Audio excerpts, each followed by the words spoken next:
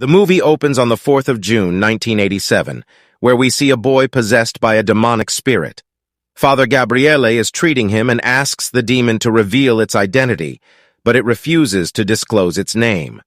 The father orders the demon to leave the boy, and when he brings a pig into the room and asks the demon to possess it instead, the demon complies. Father Gabriele immediately shoots the pig, and the demon flees, freeing the boy from possession. This incident proves Father Gabriele's exceptional skills as a priest. Later, Father Gabriele is summoned to a church council meeting where he is questioned about his unilateral decision to exorcise the boy without seeking anyone's permission. The conversation in the church council revolves around the exorcism we witnessed earlier. Father Gabriele denies that it was an exorcism, but rather a case of mental illness where the boy believed he was possessed by a demon. He argues that most cases they handle are related to mental health issues, and only a few involve actual possession by demons. Father Gabriele becomes angry when another priest suggests that he may have caused a girl's death in a previous case. He storms out of the meeting in frustration, and in the next scene we meet Julia, a woman who recently lost her husband in a car accident. She arrives in Spain with her 2 children, one of whom survived the accident. Julia's husband had passed away, and their son Henry had stopped speaking since then. With no means of earning, Julia decided to renovate her late husband's family home and sell it for money. They had to stay there for a few days, but Julia's daughter wasn't happy about it and didn't want to stay. While inspecting the house, Julia met Father Gabriele, who took care of the property. He offered his help if they needed anything. During a walkthrough, Julia's daughter found a symbol on the wall resembling that of a big church. She got scared and left after noticing a crack in the wall. The workers later saw the same symbol and tried to look inside the wall by lighting a fire. It caused a loud explosion due to the presence of sulfur gas, resulting in an accident. The workers refused to continue working after the accident. Meanwhile, Julia's son Henry began exhibiting strange behavior and speaking in a demonic voice. He even cut his face, indicating that he was under the control of a dangerous demon that had been unleashed by the fire. Julia took Henry to the hospital, where the doctor diagnosed him with trauma related to his father's death and recommended seeing a mental health specialist.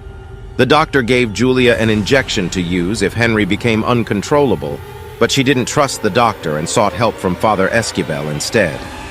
When Father Gabriele entered to see Henry, the demon inside him threw him out.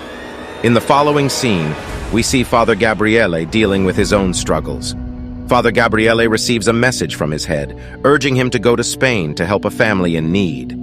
The church had also faced significant trouble due to the situation in that place, so he must proceed with caution, as there is a dangerous demon inside the child. Upon arriving at Julia's house, Father Gabriele is surprised to learn that the demon inside Henry hadn't caused any harm to the church. He requests to see Henry, but upon meeting him, the demon inside starts taunting him and refuses to reveal its name. Knowing a demon's name makes exorcism and magic easier, which is why the demon doesn't want to disclose it. The demon in Henry calls Father Gabriele a coward and shows him demonic eyes. Despite this, Father Gabriele continues to work on finding a way to exorcise the demon and free Henry from its control. Before becoming a priest, Gabriele was in the army but was removed from the fight due to an incident. However, this didn't deter him from his current path. When Henry produces a dead bird from his mouth, it worries Father Gabriele. He informs Julia and Gabriele about the danger of the demon possessing Henry, which is powerful and difficult to exorcise. They need to act quickly before Henry's life is at stake. The demon took advantage of Henry's shock over his father's death, but its endgame wasn't clear. The demon scares Julia's daughter by speaking in her deceased father's voice during a phone call, further complicating matters. Meanwhile, Gabriele and Gabriele prepare for Henry's exorcism. During the process, the demon reveals each priest's secret weakness, causing Gabriele to start strangling Henry. Gabriele stops him, and they fail to complete the exorcism. Gabriele tells his story of falling in love with a girl and leaving her when he realized that he should devote his life to priesthood. The demon exploits this weakness to its advantage. Gabriele confesses his past as well, where he misdiagnosed a case and failed to save a girl who later died. He still feels guilty and believes that if he had listened better, she might have survived. That's why Father Gabriele tells Father Gabriele You have to keep an eye on Henry. He sets out to gather evidence against the demon possessing Henry and finds a well in the house with a church seal on it. Upon removing the seal, Father Gabriele discovers many skeletons inside. Meanwhile, back at the church, Gabriele reads a book and realizes that the demon within Henry is incredibly powerful and can possess multiple people simultaneously. As he reads, Gabriele begins to feel ill. Cleverly, the demon inside Henry calls upon Esquivel for help and cuts his ear when he arrives. The demon also throws away Julia's daughter and attacks Julia herself, strangling her. Gabriele comes to their rescue and saves everyone from the demon's grasp. He takes Esquivel to the well where they found the skeletons. Father Gabriele informs Esquivel that during the time of Jewish conversion to Christianity, those who didn't convert were locked up in a punishment cell. Gabriele takes Esquivel to this cell where they find the same door mark that Julia's daughter had seen earlier. Inside, they come across numerous skeletons, including that of a priest who was locked up in a cage holding a ring. They also discover the skeleton of the world's greatest priest behind another door, which they unlocked using the key found with the caged skeleton. Gabriele warns Esquivel about a dangerous demon that possessed many people and whose exorcism was attempted at this place, but it couldn't be controlled. The demon went on to do harm to all those involved. This led to the closure of the place when the truth came to light. Gabriele suspects that Henry's demon may be the same one, making him incredibly dangerous. Due to a worker's mistake, the dangerous demon in question was released and went on to possess Henry. His ultimate goal was to get inside Father Gabriele and manipulate him into doing terrible things in God's name. Gabriele reads a book that reveals the existence of demons like the one possessing Henry all over the world, including its name. When the demon learns that Gabriele knows its name, it becomes agitated and attempts to possess Henry's sister. During the chaos, Julia's daughter saves her mother's life by injecting Henry with a sedative. They tie up Henry and start exorcising him through prayer.